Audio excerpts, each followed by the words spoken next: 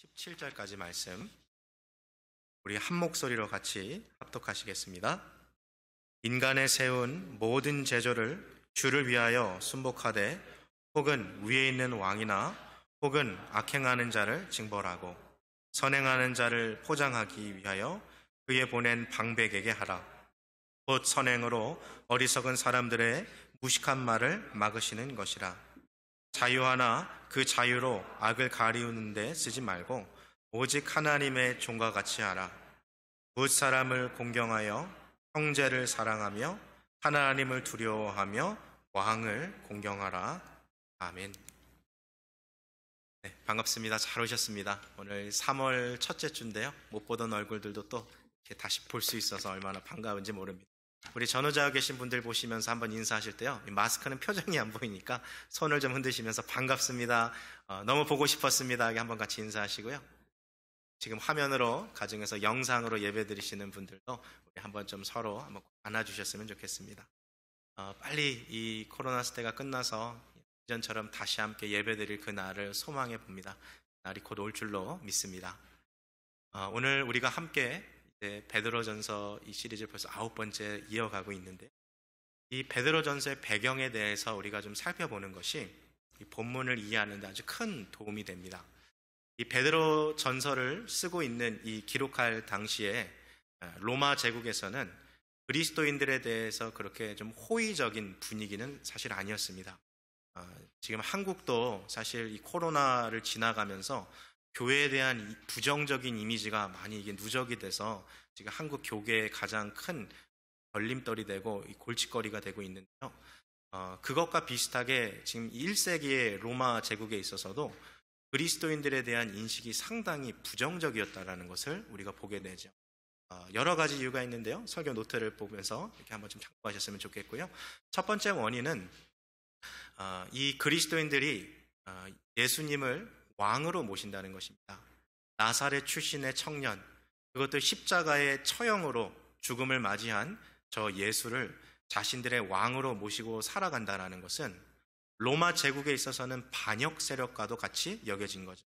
이 당시에 로마 제국에서 유일한 왕은 로마의 황제 시저 한 사람밖에 없다고 여겨졌기 때문에 이 시저가 만들어 놓은 제국 안에서 유대인의 왕으로, 예수를 왕으로 섬긴다고 살아가는 것은 이 로마 제국에 대한 정면 충돌을 예고하는 것이었고 반역 세력으로 여겨졌던 것이죠. 그러니까 이 정치하는 사람들의 입장에서 볼 때 기독교인들이 아주 눈의 가시처럼 여겨질 수밖에 없었겠죠. 두 번째 이유는 바로 교회에서 행해지던 성만찬으로부터 비롯된 오해에서 생긴 것인데요.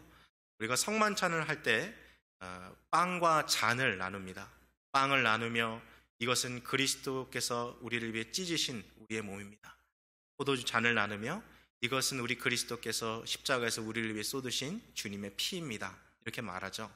우리는 이것이 진짜 예수님의 몸과 피가 아니라 상징적으로 그것을 우리가 빵을 뜯고 그리고 잔을 함께 나눠서 마신다는 것을 알고 있어요. 그러나 이러한 사실을 알지 못했던 그 로마 이 제국에 있는 사람들은 그리스도인들은 식인 풍습을 갖고 있구나, 사람의 살을 먹고 사람의 피를 마시는 아주 미개한 야만인들이구나 하고 누군가 그리스도인이라 그러면 인상을 찌푸리고 그들을 대했다는 것을 우리가 볼 수 있겠죠. 세 번째 이유는 지금 우리도 좀 그러한 호칭들이 좀 사라지는 시대에 살고 있습니다만 한 세대 전만 해도 한국교회에서도 형제님, 자매님이라는 표현들을 참 많이 있었거든요. 이 초대교회에서도 함께 예수님을 믿는 그 교회의 같은 이 가족 공동체를 향해서 brothers in Christ, sisters in Christ, 주 안에 나의 형제들이여, 나의 자매들이여 이렇게 이야기했거든요. 그런데 교회 안에서 또 형제라고 자매라고 불렀던 사람들끼리 또 결혼하는 경우들도 있었을 거 아니에요. 그러니까 이 기독교를 밖에서 보는 사람들은 이 사람들은 근친상간을 하는 아주 성적으로 문란한 집단의 사람들이다라고 오해하는 경우들도 생겼던 것이죠.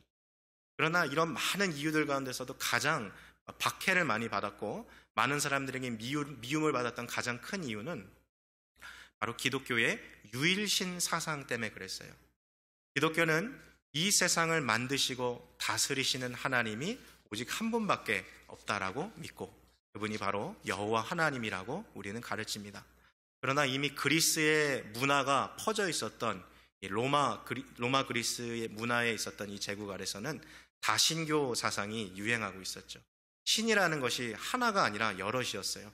우리가 이름도 다 들어봤던 제우스나 포세이돈이나 하데스나 아플로디테나 아니면 아테네 같은 이미 그리스 신화로부터 비롯된 그 많은 신들을 섬기고 있었고, 실제로 이 당시에 로마 제국 곳곳에서는 이러한 신들을 위해서 세워놓은 신전들이 있었죠. 그래서 우리가 나중에 사도행전을 보면 크도다 아데미어라는 그런 대목이 나오는데, 아테네 여신은 위대하도다 그런 뜻이에요. 그러니까 이 당시에 사람들이 얼마나 이 다신교의 문화에 그 신앙에 빠져 있는지를 우리가 볼 수 있는 거죠. 그러니까 이 다신교 이 사상과 그리고 이 유일신 사상이 정면으로 충돌했고, 특별히 로마 황제는 추후에 자신을 신이라고 추대하면서 로마 제국에 있는 그 식민지 아래에 있는 사람들에게 자신을 신으로 경배하라고 이야기했습니다. 그래서 황제를 위한 신전들도 만들어지다 보니까 이것이 정면으로 충돌할 수밖에 없는 거예요. 그래서 이 로마 제국 내에서 기독교인에 대한 이러한저러한 이유로 인해서 박해가 시작되었고, 실제로 예수님을 믿는다는 이유만으로 주님과 같이 십자가에 못 박혀 죽는 사람들, 그리고 또 장대 위에 달려서 온몸에 기름을 부은 채 밤새도록 그 몸이 불타 죽고 순교한 그런 우리 믿음의 선배들도 있었습니다. 또 우리가 또 역사적인 자료를 통해 보면 콜로세움에 들어가서 거기에 사자나 호랑이 같은 맹수를 풀어놔서 그리스도인들을 아주 잔인하게 죽였던 경우들도 있다는 것을 우리가 보게 되죠. 자, 이와 같이 세상으로부터 비난당하고 조롱당하고 핍박과 박해를 받고 있었던 바로 이 시절에 우리 그리스도인들은 어떻게 살아가야 했을까요? 오늘 베드로전서에서 이야기하고 있는 주제가 바로 이 주제입니다. 욕을 먹고 그리스도인이라는 이유만으로 손가락질 당하고 조롱당하고 박해받는 이 세상에서 어떻게 살아가는 것이 옳은 길일까? 베드로는 이것에 대해서 여러분도 칼을 들고 함께 맞서서 싸우십시오라고 얘기하지 않습니다. 여러분을 욕하는 자에게 여러분도 똑같이 욕하십시오. 여러분들에게 조롱하는 사람에게 똑같이 조롱하십시오. 그렇게 절대 이야기하고 있지 않아요. 여러분, 베드로는 뭐라고 이야기하고 있습니까? 여러분을 비난하고 여러분을 조롱하고 심지어 여러분을 죽이려고 달려오는 그 사람들을 향하여 오히려 선으로 그들에게 모범을 보이시고 선행을 통하여 여러분의 믿음이 진실하다는 것을 그들에게 나타내십시오라고 권면하고 있는 것이죠. 우리가 악한 자라고 세상 가운데서 손가락질 받고 있는 비난을 해결할 수 있는 유일한 길은 우리의 믿음이 진실하다는 것, 그것을 선행을 통해서 보여주는 것밖에 없다라는 것을 베드로는 이야기하고 있는 것이죠. 그래서 오늘은 선으로 악을 싸워서 이기는 방법에 대해서 같이 이야기할 텐데요. 이번 주부터 제가 베드로전서 3장 7절까지 강해를 이어갈 때 나오는 모든 내용들이 바로 이 사회에서 우리가 그리스도인 시민으로서 어떻게 살아가야 할 것인가에 대한 아주 구체적인 실제적인 내용들을 담고 있어요. 베드로전서 2장 17절부터 베드로전서 3장 7절까지의 내용이 지금 우리 21세기를 살아가는 우리 그리스도인들에게도 이 사회의 한 시민으로서 내가 이렇게 살아야겠구나, 사회에서는 이렇게, 직장에서는 이렇게, 가정에서는 이렇게, 자녀 교육은 또 이렇게 해야 되겠구나 하는 것들을 하나하나 지침씩 보고 우리에게 전해주고 있는데요. 오늘은 그 중에 첫 번째 지침으로서 한 국가에 소속되어 있는 한 국민으로서, 한 시민으로서의 그리스도인이 어떻게 살아가야 하는가에 대해서 베드로가 이야기해주고 있습니다. 화면에 베드로전서 2장 13절 14절 말씀을 보여주시고요. 우리 한번 한 목소리로 같이 읽겠습니다. 시작. 인간이 세운 모든 제도를 주를 위하여 순복하되 혹은 악행하는 자를 징벌하고 그의 보낸 방백에게 하라. 베드로의 첫 번째 권면은 그리스도인들이 자신이 속해 있는 그 국가에서 사람들이 세워놓은 그 국가가 제정한 법과 질서에 따라서 살 것을 권면하고 있는 거죠. 사실 이 당시 로마 제국 안에서 박해받고 있었던 그리스도인들에게는 극단적인 선택을 할 수 있는 것이 두 가지로 보였어요. 첫 번째는 박해당하는 것을 견디지 못해서 믿음을 버리는 거죠. 이렇게는 도저히 못 살겠다. 이렇게 살다간 내가 죽겠다. 그래서 신앙을 포기하는 길이 있는 것처럼 보였고, 두 번째는 내가 믿음을 지키기 위해서는 국가에 완전 반역하는 세력을 키워야겠다라는 이 두 가지의 극단적인 반응들이 나왔는데, 오늘 베드로는 제3 안에 대안을 주고 있는 것이죠. 여러분들이 이 세상을 살아갈 때 여러분의 믿음과 세상이 대치된다고 해서 그 믿음을 저버리는 것이 아니라 인내함으로써 그 믿음을 굳게 간직하고, 여러분들이 속한 사회에서 국가가 정해놓은 법과 또 그 질서에 순응하면서 따라갈 것을 권면합니다라고 이야기합니다. 물론 여기에는 한 가지 아주 중요한 조건이 달려 있어요. 그것은 이따 제가 추후에 이야기를 드리고요. 가장 중요한 원리는 시민의 한 사람으로서 우리가 지켜야 할 의무를 다하고 살아가라는 거죠. 구체적인 예를 들면, 지금도 우리가 세금을 내지 않습니까? 요즘 세금 보고하는 시기여가지고 아주 많이 CPA들이 바쁜 시기를 보내고 있는데, 지금뿐만 아니라 2000년 전에도 세금은 있었어요. 그렇다면 우리가 한 나라에 속한 시민으로서 주님이 우리에게 주신 이 재물을 가지고 이것을 나라에게 주는 것이, 이것이 가한가 하는 질문들이 사실 그리스도인들 안에서도 여전히 있었던 것이죠. 특별히 이 당시에 이스라엘 사람들은 로마 제국의 컬러니, 식민지 사람들로서 로마 제국의 이 세금 내는 것에 대해서 아주 불만이 많았거든요. 이것에 대해서 어떻게 해야 되는가라는 그런 이야기들도 성경에서 찾아볼 수가 있죠. 우리가 성경을 보면 흥미로운 사실은 예수님도 세금을 내셨다라는 사실을 우리가 볼 수 있는 것이죠. 자, 그래서 예수님을 시험하기 위해서 사람들이 예수님 앞에 물어보잖아요. 예수님, 텍스 내야 됩니까? 아니면 텍스 내지 말아야 됩니까? 그 장면을 좀 우리가 함께 살펴볼 텐데요. 마가복음 12장 14절부터 17절까지 말씀 우리 한번 같이 살펴보도록 하겠습니다. 와서 가로되 선생님이여, 우리가 아노니 당신은 참되시고 아무라도 꺼리는 일이 없으시니 이는 사람을 외모로 보지 않고 오직 참으로써 하나님의 도를 가르치심이니이다. 가이사에게 세를 바치는 것이 가하니이까 불가하니이까? 우리가 바치리이까 말리이까 한데 예수께서 그 외식함을 아시고 이르시되 어찌하여 나를 시험하느냐?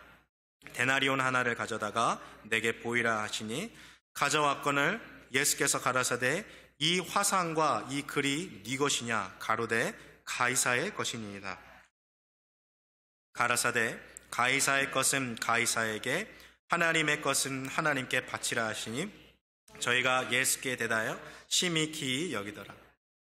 예수님께서 동전 하나를 보여주시고, 동전에 있는 이 그림이 누구의 얼굴이냐? 시저의 것입니다. 이 동전에 새겨져 있는 이름은 누구의 이름이냐? 시저의 것입니다. 그럼 이것은 시저에게 주고 하나님께 속한 것은 하나님 앞에 드리라 라고 얘기하시죠. 이 주님의 대답을 통해 예수님께서도 국가가 지정한 세금을 내는 것에 대해서 반대하지 않으셨다라는 사실을 우리는 볼 수 있는 거죠. 이것이 하나의 기독교인들의 삶을 살아가는 원칙이 되어서 우리가 속해 있는 한 국가와 한 시민으로서 이 공동체가 제정해 놓은 법과 질서에 우리가 순응해서 살아가야 할 것을 우리가 보게 되죠. 성경에 예수님께서 세금을 내신 장면이 하나 더 나오거든요. 하나 좀 찾아볼까요? 마태복음 17장 24절에서 27절 말씀 한번 같이 보겠습니다. 14절부터 읽겠습니다. 가버나움에 이르니 반세겔 받는 자들이 베드로에게 나와 가로되 너의 선생이 반세겔을 내지 아니하느냐? 가로되 내신다 하고 집에 들어가니 예수께서 먼저 가라사대 시몬아, 내 생각은 어떠하뇨? 세상 임금들이 네게 관세와 정세를 받느냐? 자기 아들에게냐 타인에게냐? 베드로가 가로되 타인에게니이다. 예수께서 가라사대 그러하면 아들들은 세를 면하리라. 그러나 우리가 저희로 오해케 하지 않기 위하여 내가 바다에 가서 낚시를 던져 먼저 오르는 고기를 가져 입을 열면 돈 한 세겔을 얻을 것이니 가져다가 나와 너를 위하여 주라 하시니라. 아멘.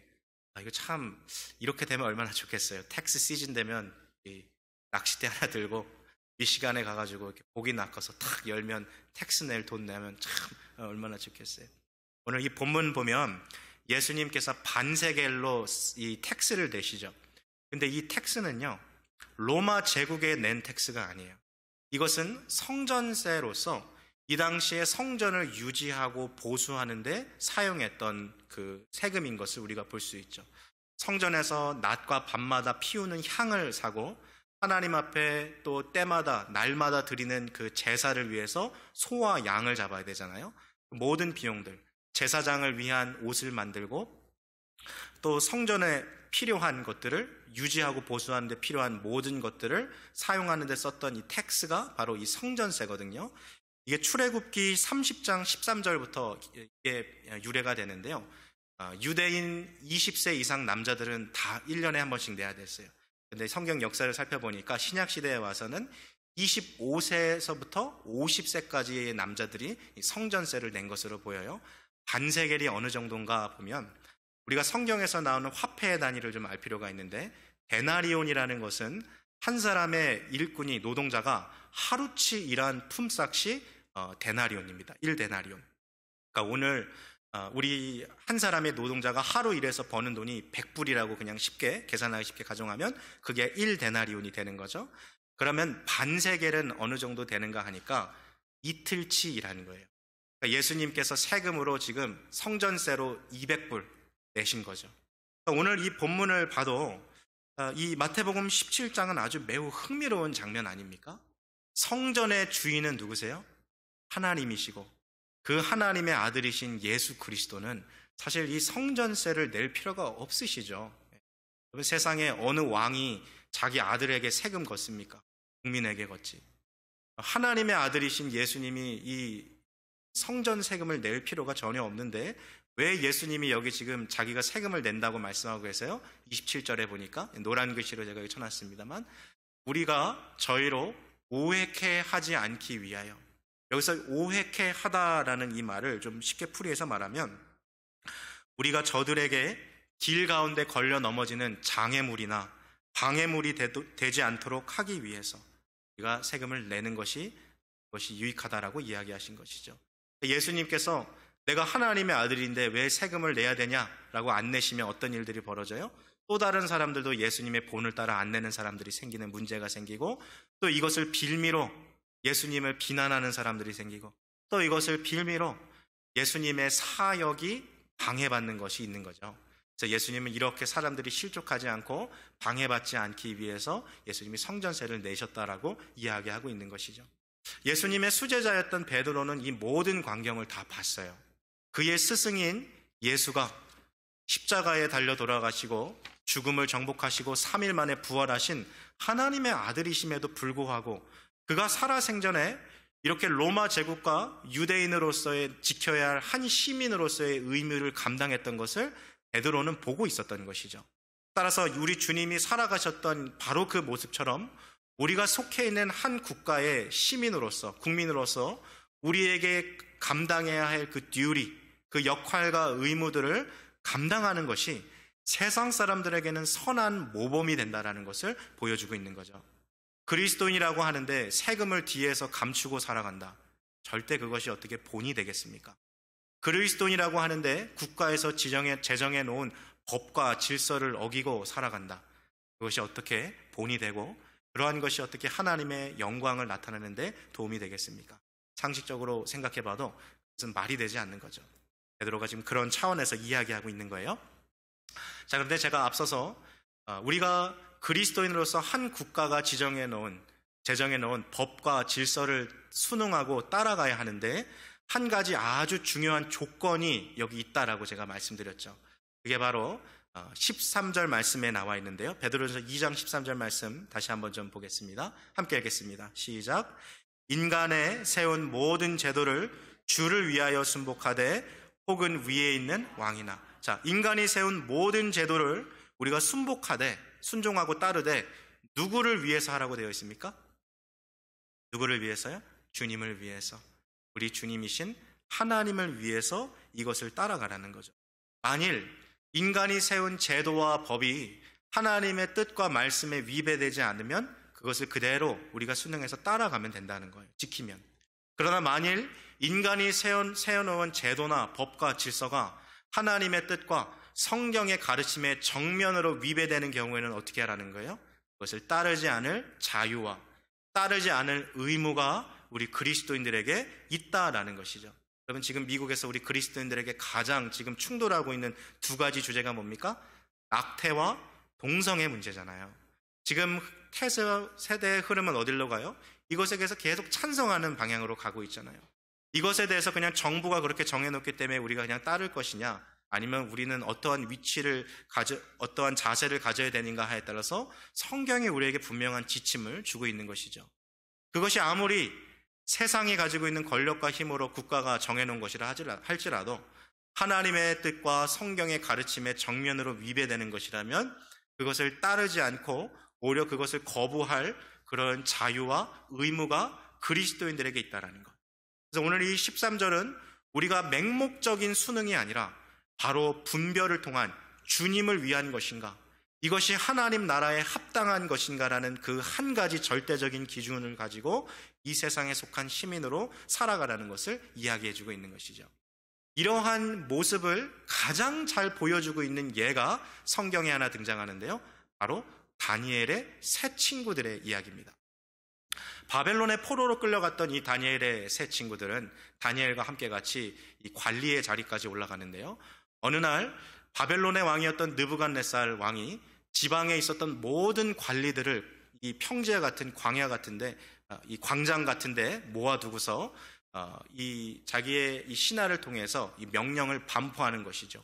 어명이요, 이제부터 여러분들이 어디에 있든지 간에 나팔 소리와 피리 소리와 앙금 소리와 수금 소리와 온갖 음악과 악기 소리가 울려 퍼질 때 여러분은 어디에서 무엇을 하고 있든지 누구와 함께 있든지 간에 그 음악 소리가 듣거든 이 광장 위에 세우는 저 큰 금신상을 향해 절해야 할 것이요, 만일 누구든지 이 금신상에게 절하지 않으면 활활 타오르는 용광로 속에 그 사람을 집어 던져버릴 것이요, 이것은 어명이요 라고 이야기합니다. 그리고 이 어명이 반포되는 순간 동시에 나팔 소리와 피리 소리와 앙금과 수금 소리와 온갖 음악 소리가 퍼질 때 거기에 있었던 모든 지방 관리들이 다 금신상에게 절하죠. 단 세 사람만 빼고, 사드락과 메삭과 아벳느고, 다니엘의 이 세 친구만 빼고 모든 사람이 절하죠. 곧장 이 소식이 바벨론 왕 느부갓네살 왕의 귀에 들어가게 됩니다. 왕이 극심히 분노하여서 이 세 친구를 부르죠. 너희가 어찌하여 내 금신상에게 절하지 아니하느냐? 내가 너에게 마지막 기회를 주겠다. The last chance. 이게 마지막 기회다. 만일 지금이라도 너희가 음악 소리와 온갖 악기 소리가 들릴 때 저 금신상에게 절하기만 한다면 내가 앞에 있었던 이 잘못은 용서해 주겠다. 그러나 만일 너희가 이제라도 계속해서 고집 부린다면 나는 너를 그 활활 타오르는 저 풀무불 속으로 너희를 집어 던져버리겠다라고 이야기하죠. 자, 만일 우리가 이런 상황에 있었다면 국가가 제정해 놓은 법과 질서가 하나님의 법의 정면으로 위배되었고, 그러므로 인해서 우리가 하나님의 말씀을 따라갈 때 우리에게 오는 엄청난 피해와 재산, 어떠한 우리의 물질적인 손해를 반대할 때 어떠한 선택을 하는 것이 그리스도의 모습인가를 너무나도 잘 이야기해주고 있는 것이죠. 자, 그렇다면 다니엘의 세 친구들은 어떠한 선택을 했을까요? 말씀을 보여주시고요. 다니엘서 3장 16절부터 18절까지 말씀입니다. 함께 같이 읽겠습니다. 시작. 사드락과 메삭과 왕에게 대답하여 가로되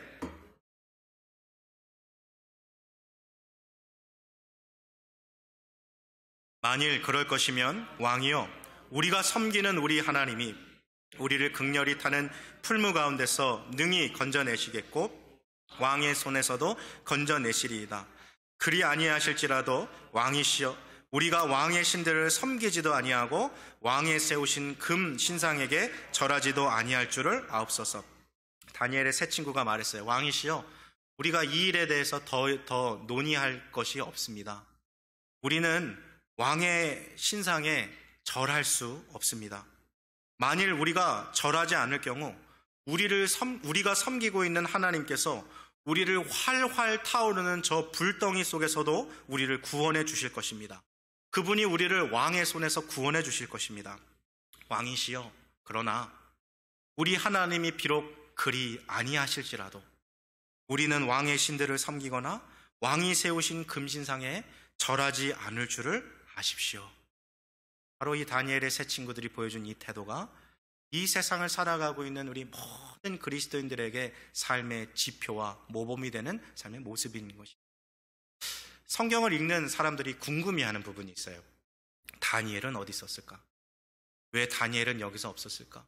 다니엘은 그럼 금신상에게 절한 것 아닌가? 라고 볼 수 있는데 성경을 자세히 읽어보면 아까 광장의 금신상 앞에 모였던 사람들의 관직을 살펴보니까 다 지방관리였어요.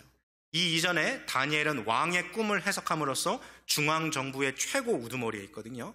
그러니까 지방관리만 해당하는 이 왕의 어명에 다니엘은 포함되지 않았다라고 보는 것이 성경학자들의 이야기라고 우리가 볼 수 있겠죠. 여러 가지 해설들도 있습니다만 그게 가장 유력한 것 같아요. 어찌됐든 간에 다니엘서 2장을 살펴보면 분명 이 다니엘의 세 친구는 지방관리로서 바벨론을 다스리는 관직에 있었어요. 평상시에는 바벨론의 시민으로서 이 나라가 정해놓은 법과 질서를 따라갔다는 것을 보게 되죠. 그러나 아무리 하늘을 나는 새를 떨어뜨릴 만한 왕의 권세를 가지고 그들이 제정한 법과 질서를 할지라도 그것이 천지 만물을 지으신 하나님의 법과 질서에 맞지 않으면 그것에 순응하지 않는 것이 그리스도인들의 삶의 모습이라는 것을 보여주고 있는 것입니다. 자, 베드로는 오늘 그러한 삶을 살아가라고 권면하는데요. 베드로 자신도 사실 그러한 삶을 살아갔던 모습들을 우리가 살펴볼 수 있습니다. 사도행전 4장을 보면 이스라엘 유대인들의 최고 의결 기관인 사내들인 공의회에 베드로와 요한을 붙잡아 놓고 이 사두개파 사람들과 제사장들로 구성된 사내들인 의원들이 이들에게 이러한 명령을 내립니다. 이제 더 이상 예수의 이름으로 복음을 전하지 말아라. 이제 더 이상 예수의 이름으로 사람들 가르치지 말고 예수의 이름으로 사역하지 말아라. 그렇게 엄한 명령을 내린 것이죠. 여러분, 사내들인에서 정해놓은 이 명령을 어길 시에는 공동체로부터 추방이 되고 모든 경제적인 활동이 단절되고 한 사람으로서 사회적인 구성원의 역할을 할 수 없게끔 아주 그 사람을 파멸에까지 이르게 할 수 있거든요. 엄청난 두려움이 몰리는 그런 분위기인데 이렇게 하나님의 뜻에 정면으로 부딪히는 명령에 베드로의 반응은 무엇이었습니까? 화면에 사도행전 4장 18절부터 20절을 보여주시고요. 함께 같이 읽겠습니다. 시작. 그들을 불러 경계하며 도무지 예수의 이름으로 말하지도 말고 가르치지도 말라 하니 베드로와 요한이 대답하여 가로되 하나님 앞에서 너희 말 듣는 것이 하나님 말씀 듣는 것보다 옳은가 판단하라. 우리는 보고 들은 것을 말하지 아니할 수 없다니. 19절 말씀 다시 한번 보여주시겠어요? 베드로와 요한이 대답하여 가로되 하나님 앞에서 사람의 말을 듣는 것이 하나님의 말씀 듣는 것보다 옳은가 여러분이 직접 판단해 보십시오라고 이야기하고 있는 거예요. 여러분, 아무리 사람이 위대한 권세를 가지고 있고 힘을 가지고 있는 사람이라 할지라도 그 사람이 정해놓은 법과 질서가 하나님의 법에 위배되는 순간 우리는 그 사람의 권세에 따를 이유가 없고 우리는 그 권세에 거부하고 주님의 말씀을 따라갈 의무가 그리스도인으로서 있다는 것을 이야기해 주고 있는 것이죠. 자, 이어서 베드로는요, 우리가 그리스도인으로서 이 세상에 속한 국민으로서 시민으로서 이 세상을 다스리고 있는 권세 있는 자들에게 대하여 가져야 할 태도와 자세를 가르쳐 주는데요. 13절과 14절 말씀, 베드로전서 2장 13절 14절 말씀 다시 한번 읽겠습니다. 시작. 인간의 세운 모든 제도를 주를 위하여 순복하되 혹은 위에 있는 왕이나 혹은 악행하는 자를 징벌하고 선행하는 자를 포장하기 위하여 그의 보낸 방백에게 하라. 여기서 방백이라는 말은요, 로마 황제가 각각의 식민지를 통치할 수 있도록 보낸 그 총독들을 의미하고 있는 거죠. 한국으로 따지면 도지사 정도에 해당하고 미국으로 따지면 governor, 주지사 정도에 해당하는 사람들이죠. 이 사람들에게 그리고 왕에게 여러분이 주를 위하여 순복하십시오라고 이야기하고 있습니다. 14절에 베드로는 이 나라를 다스리는 이들, 특별히 이 사람들이 악행을 저지르는 사람들을 잡아다가 재판에서 벌을 주고 반대로 선량하게 살아가는 시민들을 이들이 포상하고 또 삶을 평안하게 만들어주는 그런 아주 중요한 역할을 하도록 하나님이 이 세상을 디자인해 놓으셨다라고 이야기하고 있는 거죠. 그러니까 권력의 자리에 있는 사람들이 사회의 범죄와 무질서와 불의 등으로부터 악행이 처벌받게 하고, 그리고 시민들은 오히려 그들의 보호를 받도록 하나님이 그렇게 디자인해 놓으셨던 거죠. 그러하기에 베드로는 권력자들에게 만일 그들이 정해놓은 질서와 법이 하나님의 뜻과 말씀에 위배되지 않는 한 그들이 정한 제도와 법규에 순응하여 살아갈 것을 이야기합니다. 여러분, 이것은 베드로만 이야기하는 것이 아니라요, 사도 바울도 이 이야기를 했어요. 그리고 성경은 이것을 아주 중요하게 다룹니다. 왜냐하면 이 당시에 그리스도인들이 도대체 국가와 어떠한 관계를 맺고 살아가야 될지 아직 이게 정립되지 않은 그런 초대교회의 모습이기 때문이죠. 자, 로마서 13장은요, 바로 세상 정부에 대해서 그리스도인들이 가져야 할 태도에 대해서 아주 잘 정리해 놓은 말씀인데요. 로마서 13장 1절과 2절 말씀만 우리 한번 좀 같이 읽겠습니다. 시작. 각 사람은 위에 있는 권세들에게 굴복하라. 권세는 하나님께로서 나지 않음이 없으니 모든 권세는 다 하나님의 정하신 바라. 그러므로 권세를 거스리는 자는 하나님의 명을 거스림이니 거스리는 자들은 심판을 자취하리라. 바울 또한 하나님께서 세상의 권력자들에게 주님이 권세를 주셨으므로 모든 권세의 기원은 하나님께 있는 것이므로 하나님이 정하신 그 질서를 따라가라고 이야기하십니다. 바울도 베드로와 똑같은 이야기를 권면하고 있는 것이죠. 자, 오늘 본문으로 돌아와서 오늘 본문 우리가 읽었던 구절 중에 마지막 구절인 17절 말씀을 보면 바로 이 권력의 자리에 있는 사람들에 대해서 우리가 가져야 할 태도에 대해서도 이야기해주고 있는데요. 한번 같이 읽겠습니다. 시작. 묻 사람을 공경하며 형제를 사랑하며 하나님을 두려워하며 왕을 공경하라. 묻 사람을 공경하며, 나라를 다스리고 있는 그 모든 그 권력자들, 그리고 그 안에 속해 있는 시민들을 향해서 저 사람은 하나님 몰라, 저 사람은 하나님의 말씀이 뭔지 몰라, 이렇게 무시하지 말고 그들을 존중해 주라는 거예요. 한 공동체의 시민으로서. 그리고 왕을 공경하라는 것은 왕으로부터 퍼져지는 모든 권세에 위치해 있는 사람들까지도 리스펙트 하라는 겁니다. 저들이 하나님 모른다고 무시하지 말고 하나님 뜻과 하나님의 방법에 반대대로 행한다고 해서 저 사람들 무시하지 말고 저들이 주님의 방법과 뜻대로 이 나라를 잘 다스릴 수 있도록 옆에서 도와주라는 거예요. 여러분, 우리가 여태까지 정치에 나갔던 수많은 그 정치인들 중에 우리의 마음에 100% 든 사람이 있습니까?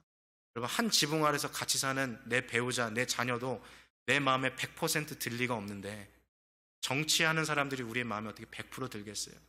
이때 우리 그리스도인들이 취할 수 있는 두 가지 태도는 정치에 대한 무관심 혹은 그 사람에 대한 악의적인 비난일 수도 있겠죠. 그러나 성경이 우리에게 이야기하는 것은 무엇입니까? 오히려 그러한 사람들을, 그 나라를 위해서 봉사하는 사람들을 리스펙하고 그 사람들을 위해서 기도해 주라는 거예요. 그 사람들이 정말 하나님의 뜻과 방법대로 이 나라를 다스릴 수 있도록 계속해서 함께 같이 이 나라를 만들어 가라는 거죠. 그게 바로 성경이 우리에게 주는 가르침인 것입니다. 그냥 단순하게 뒤에서 욕하고 단순히 그 사람에 대해서 악의적인 비방을 하는 것은요, 세상 사람들이 하는 거죠. 우리는 그렇게 이 세상에 정치하는 권력자들에게 반응하는 것이 아니라 그들이 하나님의 뜻을 따르지 못한다면 불쌍하게 여기고 그들을 놓고서 하나님 앞에 기도하고 저 사람도 주님을 알 수 있도록 하나님 도와주시고 저로 말미암아 하나님의 뜻과 방법대로 이 세상이 다스려질 수 있도록 그 권력의 위치에 있는 사람들을 위해서 기도해주고 또 우리들도 그들 앞에서 모범이 될 수 있는 선량한 시민으로서 살아가라는 것이 성경의 가르침인 거죠. 자, 베드로는 우리가 바로 그렇게 살아갈 때에야만 앞에 제가 서두에 이야기했던 그 네 가지 그리스도인들이 악하다고 여겨졌던 그 모든 오해들을 풀 수 있는 방법이 된다라고 이야기해주고 있는 것이죠. 자, 베드로전서 2장 15절 말씀을 한번 같이 읽겠습니다. 시작.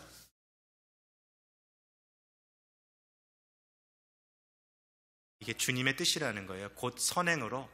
어리석은 사람들은 누구냐면 하나님이 계시다는 사실을 알지 못하는 영적으로 무지한 사람들을 말하는 거예요. 하나님이 이 세상에 있다는 것, 천지를 창조하신 하나님이 계시다는 것을 모르는 영적으로 이 무지한 사람들이 우리 그리스도인들을 보면서 아유, 저 예수쟁이들 왜 저렇게 밤낮으로 힘들고 피곤하게 살아가? 왜 저렇게 유별나게 살아가? 하고 그렇게 말하는, 뭐가 진짜 좋은지를 몰라서 하는 그 무식한 말들을 하는 그 사람들에게 우리가 오히려 선행을 통함으로써 뭐라? 저렇게 살아가는 게 참 멋있네. 야, 나도 한번 저렇게 살아가 봤으면 좋겠다. 저 사람은 나랑 똑같이 살아가는 것 같은데 결정적인 순간엔 정말 다르구나. 아, 저 사람의 삶은 정말 매력적이다.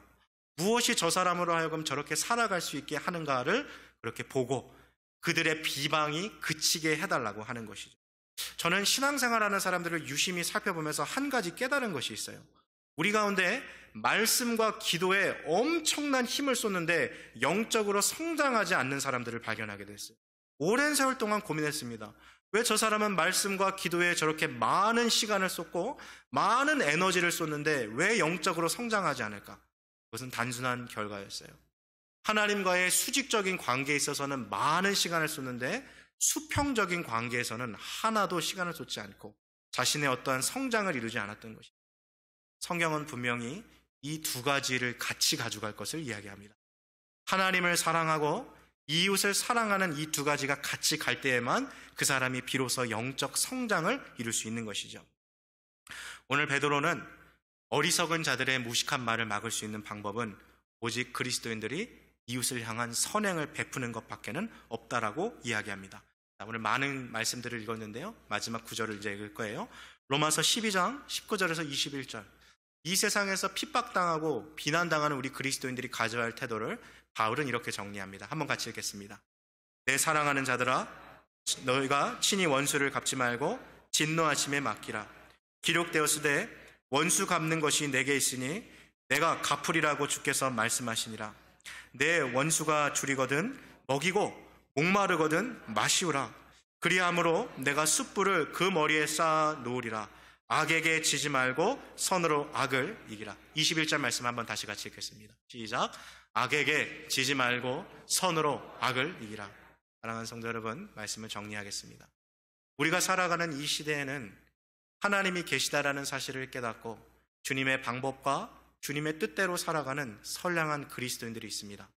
그러나 여전히 이 세상은 너무나도 악하기에 우리의 그 믿음을 조롱하고 비난하고 또 우리가 깨달은 이 진리의 말씀과 전혀 반대되는 방향으로 살아가고 있는 세상 사람들이 있습니다. 그들을 향하여서 우리가 어떠한 방법으로 반응해야 합니까? 악은 악으로 갚는 것이 아닙니다.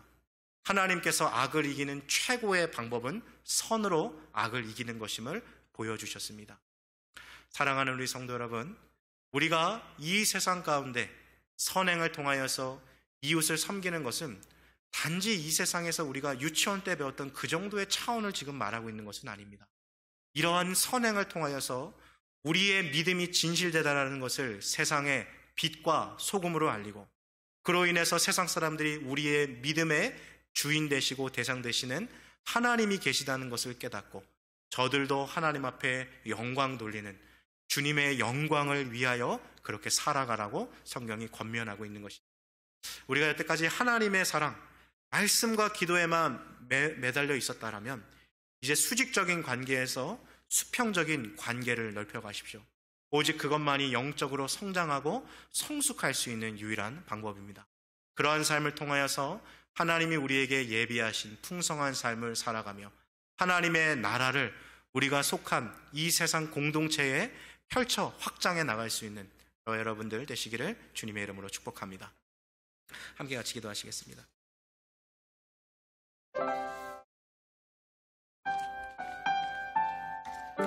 오늘 이 말씀을 통하여서 우리는 좀 구체적인 삶의 적용으로 나아갔으면 좋겠습니다. 하나님, 내가 이 세상에 속해 있는 시민으로서, 한 사람의 국민으로서 내가 이 나라를 위해서 할 수 있는 것은 무엇입니까? 이웃들에게 선량한 영향력을 끼칠 수 있는 것은 무엇입니까?